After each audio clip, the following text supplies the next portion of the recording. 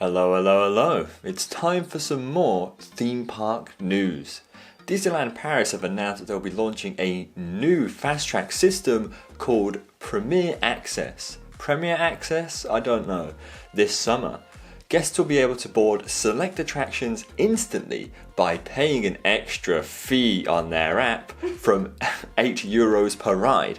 But that's in an off-peak period. The price per ride and the price per day can vary.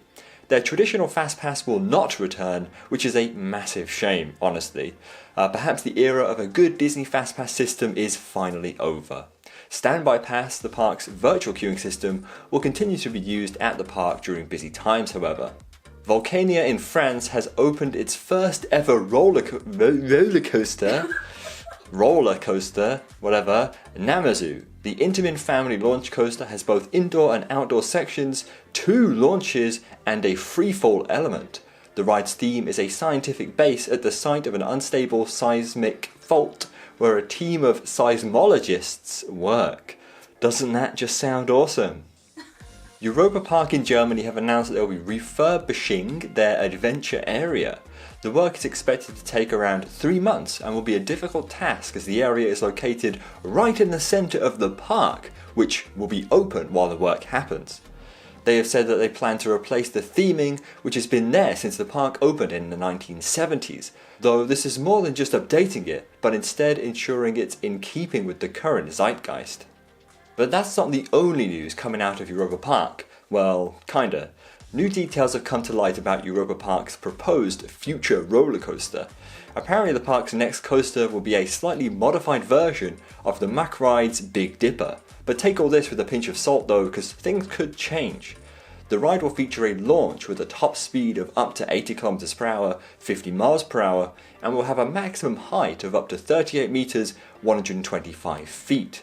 The attraction will also apparently boast a throughput similar to Silver Star, so expect around 1,750 riders per hour. How they'll achieve this with such small 8-person Big Dipper trains, I genuinely have no idea. Will they chain 2 trains together to create a 16-rider car to increase capacity, or perhaps they'll build 2 dueling Big Dipper roller coasters to boost throughputs that way? Whatever it is, I'm sure it'll be interesting and hopefully more thrilling than most of the current roller coasters at Europa Park. Vertigo at Tivoli Gardens in Denmark closed permanently on the 5th of July, and I am genuinely furious. The park announced the closure saying, "Goodbye to Vertigo. After providing our guests with many unforgettable moments, it is time for Vertigo to bid farewell." The Flying Fury ride, built by Technical Park, what a name of a manufacturer, opened in 2009 and was the only ride in the world that could operate in all 3 directions due to the park reconfiguring the slip system, whatever that means. But genuinely though, Vertigo was always a super unique flat ride, and it's a massive shame to see it go. Six Flags Great Adventure in New Jersey has announced it will be reopening Roadrunner Railway after moving it to accommodate their new coaster, the Jersey Devil Coaster. The family coaster will reopen with a new theme and name, Lil Devil Coaster. They released this image on social media showing off the new train design for the ride. Energylandia in Poland's new water-themed land, Aqualantis, and its main attraction, I don't know how to say this properly, but Abyssus. I think it's that, but I don't know. Are set to open on the 14th of July. That's today! This huge land includes 10 new attractions, 8 food courts, 3 shops, 3 spots for gaming and activities, and various shows. It's themed to an ancient sunken island where the people were ruled by Abyssus. Over time, the people became greedy, and so Abyssus sunk the island and consumed their wealth. Now, guests can discover this sunken world and explore the new attractions. The main event is Abyssus, a Vekoma double launch coaster which sits on the spot where the holy temple of the mighty ocean god Abyssus once was. So that's another roller coaster at Energylandia finally open, and I'm sure by this time next year there'll be at least 3 more.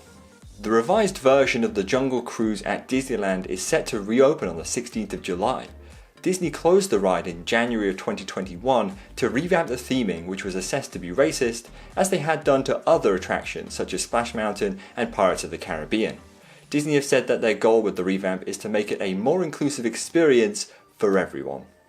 We've sadly come to the end of another episode of Dispatch. Now, I'm going to buy some VR goggles so I can virtually experience Vertigo now that it's no longer with us.